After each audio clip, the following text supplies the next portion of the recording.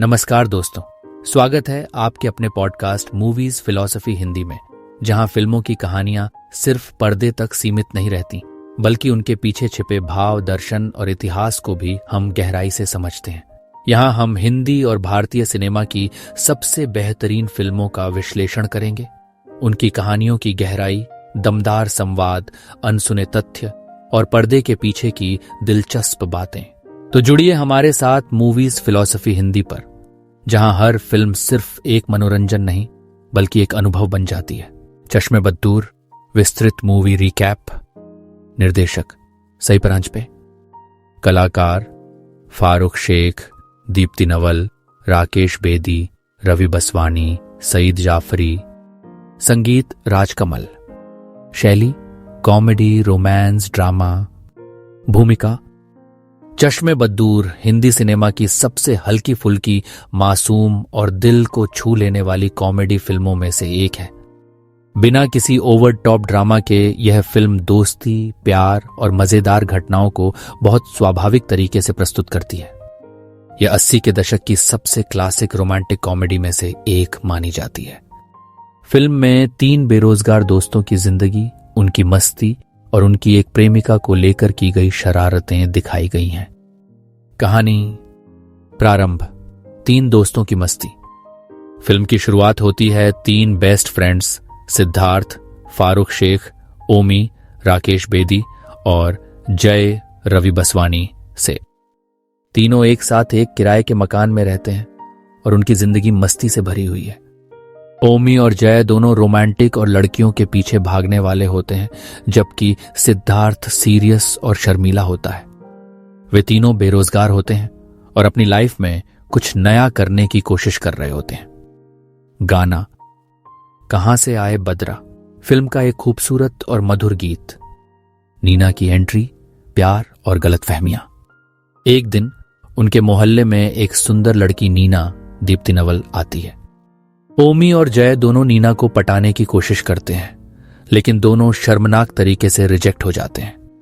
बाद में वे सिद्धार्थ से झूठ बोलते हैं कि उन्होंने नीना के साथ रोमांस किया और उसे अपने प्यार में फंसा लिया।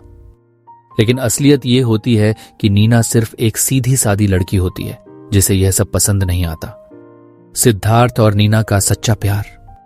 जब सिद्धार्थ और नीना की सच्ची मुलाकात होती है तो दोनों को एक दूसरे से सच में प्यार हो जाता है। उनका रिश्ता धीरे धीरे बढ़ता है, बिना किसी फालतू ड्रामा और जबरदस्ती के रोमांस के। सिद्धार्थ और नीना का प्यार बहुत मासूम और सच्चा होता है।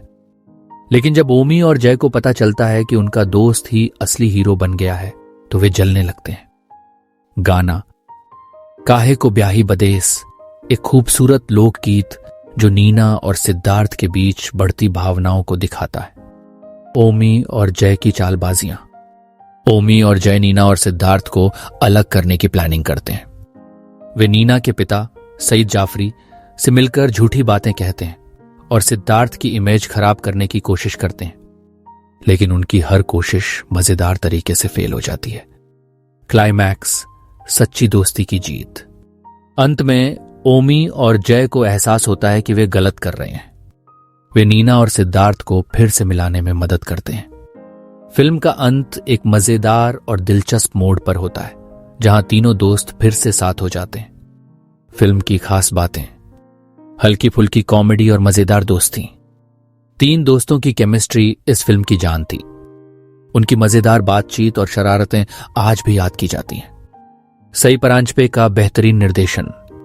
फिल्म बिना किसी ओवर टॉप कॉमेडी या मेलोड्रामा के बहुत स्वाभाविक तरीके से बनाई गई थी। हर सीन में सादगी और असल जिंदगी की झलक थी। फारूक शेख और दीप्ति नवल की मासूम जोड़ी। सिद्धार्थ और नीना का रोमांस बहुत प्यारा और सच्चा था। बिना किसी फालतू दिखावे के दोनों का रिश्ता फिल्म का सबसे खूबसूरत हिस्सा था। मजेदार सपोर्टिंग कास्ट: राकेश बेदी और रवि बसवानी। ओमी और जय की मस्ती और चालबाजियां बहुत ही मजेदार थीं। उनकी फालतू शायरी और फ्लर्टिंग की कोशिशें हंसाने वाली थीं। बेहतरीन संगीत और गाने। कहां से आए बदरा सबसे मधुर और यादगार गीत। कहानी क्या है, हवा भी नहीं, हल्का फुल्का और मजेदार गाना। प्यार लगा मीठा, एक खूबसूरत रोमांटिक गाना। चश्मे बद्दूर एक ऐसी फिल्म है जो बिना किसी दिखावे के सिर्फ अपनी सादगी और कॉमेडी से आपका दिल जीत लेती है। अगर आपने चश्मे बद्दूर नहीं देखी तो आपने हिंदी सिनेमा की सबसे प्यारी और मजेदार कॉमेडी फिल्म मिस कर दी। प्यार लगा मीठा, ओ मीठा मीठा प्यारा प्यारा, यह गाना ही इस फिल्म की मासूमियत और खुशियों को बयां करता है।